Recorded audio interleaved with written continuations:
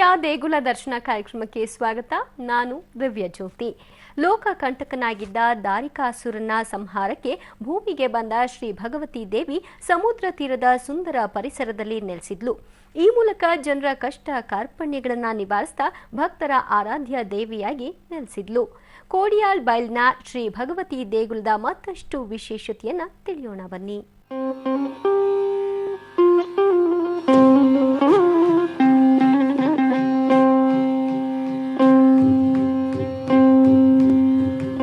ಅವಿಭಜಿತ ದಕ್ಷಿಣ ಕನ್ನಡ ಮತ್ತು ಉಡುಪಿ ಜಿಲ್ಲೆಗಳಲ್ಲಿ ಇರುವ ದೇವ ಸನ್ನಿಧಿಗಳು ಅಸಂಖ್ಯಾತ.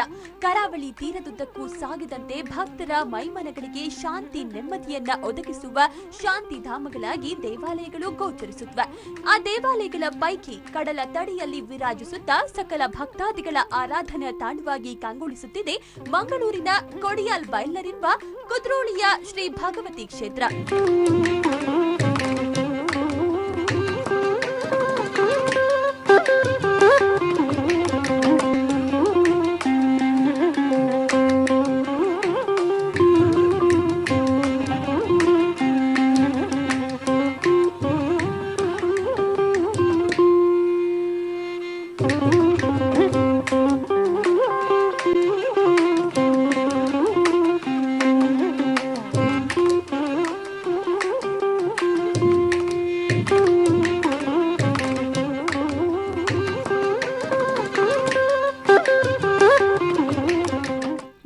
ಕಂಟಕನಾಗಿದ್ದ ದಾರಿಕಾಸುರನ ಸಂಹಾರಕ್ಕಾಗಿ ಶಿವನ ಅಣೆಗಣ್ಣಿಂದ ಬಿದ್ದ ಕಣ್ಣೀರಿಂದ ಭದ್ರ ಕಾಳಿಯಾದ ಶ್ರೀ ಭಗವತಿ ದೇವಿ ಜನಿಸಿದ್ಲು.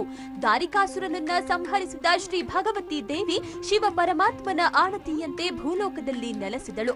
ಶಿವನ ಆಣತಿಯಂತೆ ಭೂಮಿಗಿಳಿದು ಬಂದ ತಾಯಿಯು ತುಳುನಾಡಿನ ಉದ್ದಕ್ಕೂ ಸಂಚರಿಸಿ ಸುಮಾರು 18 ಕ್ಷೇತ್ರಗಳಲ್ಲಿ ನೆಲೆ ನಿಂತಳು ಅನ್ನುವುದು ಪ್ರತೀತಿ.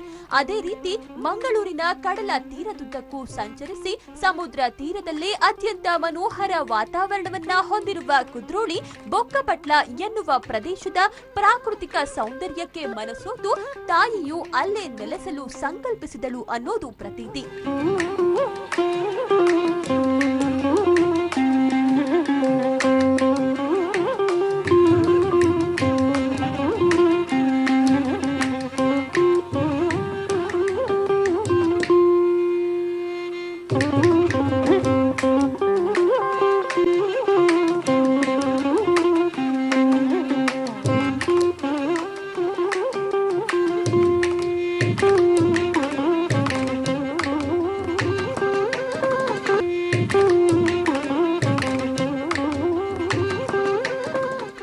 ಕಾಲದ ರಾಜರ ಆಳ್ವಿಕೆಯಲ್ಲಿ ತೀಯ ಸಮುದಾಯದವರು ಅಂದರೆ ಮಲಯಾಳಿ ಬಿಲ್ಲವರು ರಾಜನ ಸೈನಿಕರಾಗಿ ಕೆಲಸ ಮಾಡ್ತಿದ್ರು.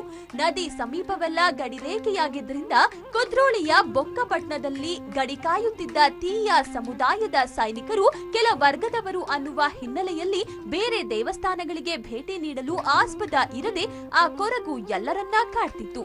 ಅದರಂತೆ ಭೂಲೋಕದಲ್ಲಿ ನೆಲೆಸಿ ನಿಲ್ಲಲು ಕಾಯುತ್ತಿದ್ದ ಭಗವತಿ ಈ ತೀಯ ಸಮುದಾಯದ ಸೈನಿಕರ ಕನಸಿನಲ್ಲಿ ಬಂದು ನೀವು ಇರುವ ಪ್ರದೇಶದಲ್ಲೇ ನನಗೆ ಗುಡಿ ನಿರ್ಮಿಸಿ ಆರಾಧಿಸಿಕೊಂಡು ಬನ್ನಿ ಎಂದು ಅಭಯವನ್ನಿಟ್ಟಿದ್ಲು.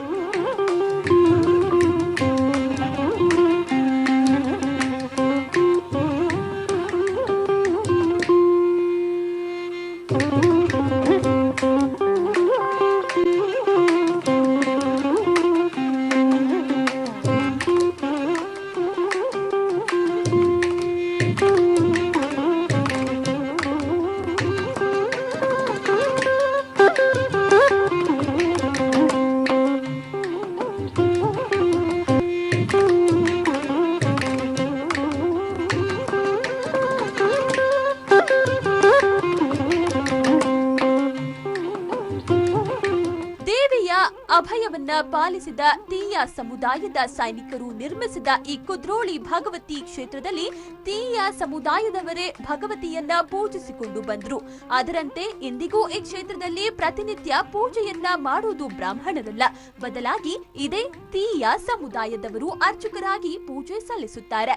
ವಿಶೇಷ ಪೂಜೆಯ ಸಂದರ್ಭದಲ್ಲಿ ಬ್ರಾಹ್ಮಣ ತಂತ್ರಿಯವರನ್ನ ಕರೆಸಿ ಪೂಜೆ ಮಾಡಿಸಲಾಗುತ್ತೆ. ಇಂದಿಗೂ ಇಲ್ಲಿ ಎಲ್ಲಾ ಅರ್ಚಕರು ತಮ್ಮ ಆಡು